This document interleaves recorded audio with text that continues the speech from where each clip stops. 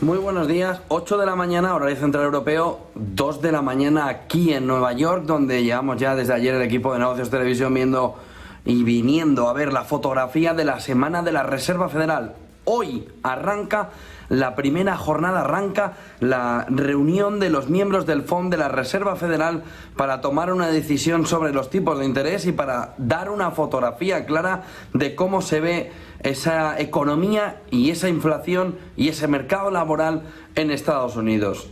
Tiene la Fed camino por delante, tiene el inversor camino también por delante para intentar entender qué es lo que la Fed de verdad tiene ante sí.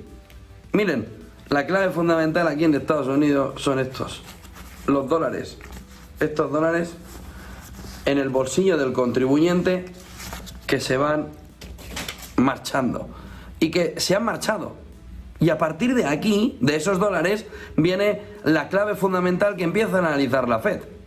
Oiga, hasta ahora no se ha hecho un daño suficiente a la economía estadounidense porque había una cantidad de dinero ahorrado suficiente como para evitar que de verdad se estuviera haciendo daño con ese movimiento de tipos de interés. El dinero se fue.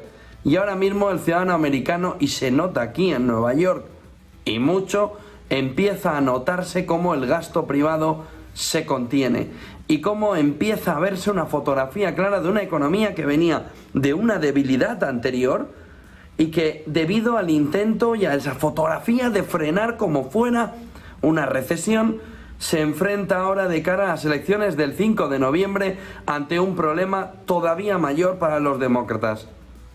Que no les estalle esto económicamente justo antes de las elecciones o las opciones se van a acercar a 0, 0, 0, 0. Como la economía no aguante. De ahí que la Reserva Federal tenga por un lado un discurso, el de que en un entorno donde la economía sigue creciendo y donde la inflación no ha alcanzado el 2%, no puede bajar tipos de interés. Es lo mismo que pensaba Christine Lagarde, hasta que se dio cuenta de que tenía que bajar los tipos de interés a unas sabiendas de toda esa descripción del data que saltaba por los aires. Christine Lagarde ayer tuvo que decir en la entrevista en distintos medios europeos que puede ser que haya un parón de varias reuniones. Es decir, que hayamos tenido un movimiento de bajada de tipos de interés y que, como les decíamos, no era un movimiento de bajada real, era un movimiento trampa.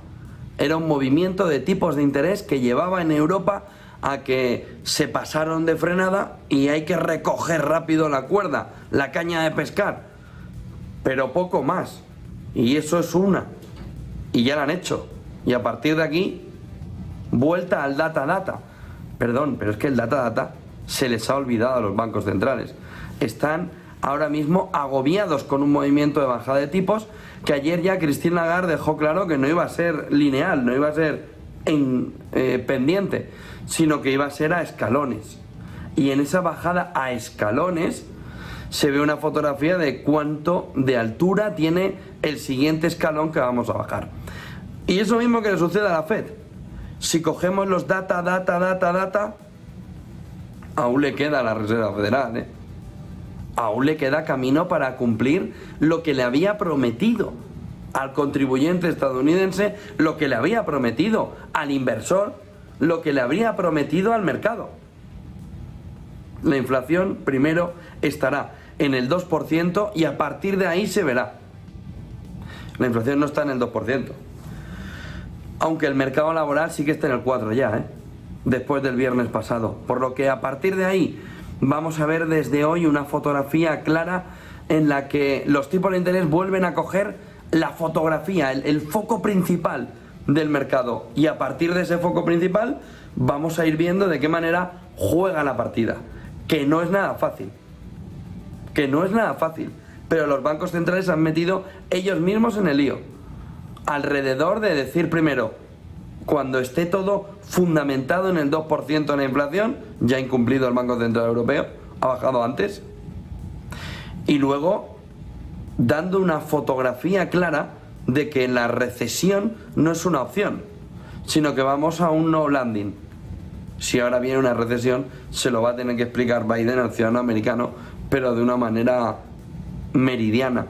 A partir de ahí, hoy, inicio de la reunión de tipos de la Reserva Federal. Mañana tendremos el especial con todo el detalle y con todos los datos alrededor de la decisión. Coincide además con la fotografía que se va a empezar a ver alrededor del toque de campana que se espera que se produzca también por una compañía española. Lo veremos a partir de la jornada de mañana, en el que parece que va a ser un día histórico aquí en Wall Street.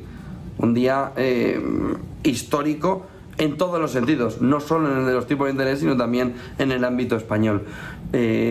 Fotografía clara que se empieza a ver alrededor de cómo se empieza a hablar de la cumbre de paz de Suiza, pero con un elemento, llega ya, este fin de semana, que era el fundamental. ¿Qué iba a pasar alrededor de Rusia si eso era una cumbre de paz? Lula da Silva ha sido el último en hablar. Le ha dicho a Putin en una llamada telefónica que defiende la inclusión de Rusia en las reuniones de paz en Ucrania. Ha declarado Lula da Silva que reitera la defensa de negociaciones de paz que involucren a los dos lados del conflicto, es decir, que vamos profundizando en el camino que debería tener una conversación abierta en Suiza donde se pudiera llegar a un acuerdo de paz. El tema es que, por otro lado, lo que está diciendo Ucrania es que la cumbre de paz que vamos a vivir este fin de semana en Suiza debería abordar cómo incorporar a Rusia en unas negociaciones, no traerle a estas negociaciones, sino cómo se puede incorporar en un futuro a Rusia para hacerla entrar en unas futuras negociaciones. Ojo, porque se empieza a mover esa fotografía. Lavrov, de una futura cumbre de paz de verdad con las dos partes. Lavrov a Rusia, ministro de Exteriores, ha agradecido a Juan la decisión de no participar en la conferencia de paz de Suiza por no estar Rusia. Y Alemania va a recibir hoy a Zelensky en una conferencia sobre Ucrania y en el Parlamento. Se va a hablar, o va a pronunciar un discurso en el Bundestag, la Cámara Baja del Parlamento alemán, en el que se trataría de la segunda visita de este año a Berlín de Zelensky y en el que llega en un momento muy complicado para Olaf Scholz. Aquí viene el otro elemento fundamental europeo. Ya vamos digiriendo el fin de semana de elecciones que nos han dejado que el cabreo ciudadano está en niveles máximos, que la búsqueda de opciones alternativas, incluso antisistema, solo está reflejando, aunque no lo quieran ver los dos principales partidos, Partido Socialista y Partido Popular Europeo, Partido Socialista Europeo, Socialistas Europeos y Partido Popular Europeo, que hay un problema importante con la disconformidad alrededor de determinadas políticas. Políticas que van alrededor de la inmigración, políticas que van alrededor también de cómo se está afrontando todo el proceso verde.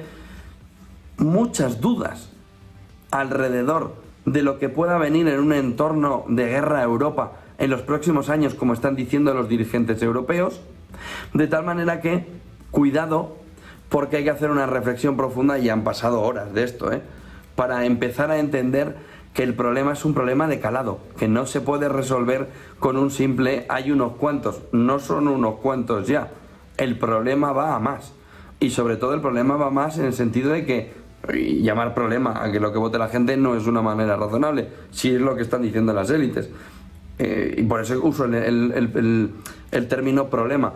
Pero la cuestión fundamental es entender por qué lo que las élites consideran un problema es la clave fundamental para una gran parte de los ciudadanos, que es intentar defenderse precisamente de unas élites que quieren imponerle todo.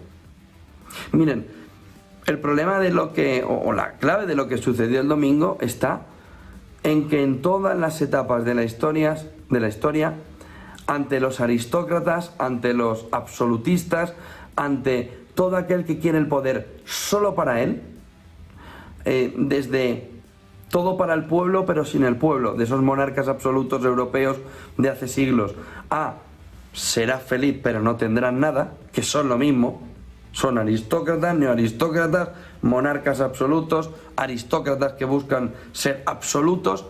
nos llevan al mismo terreno. Hay una parte de la población, hay un grupo de la población que termina por levantar la voz y decir hasta aquí hemos llegado.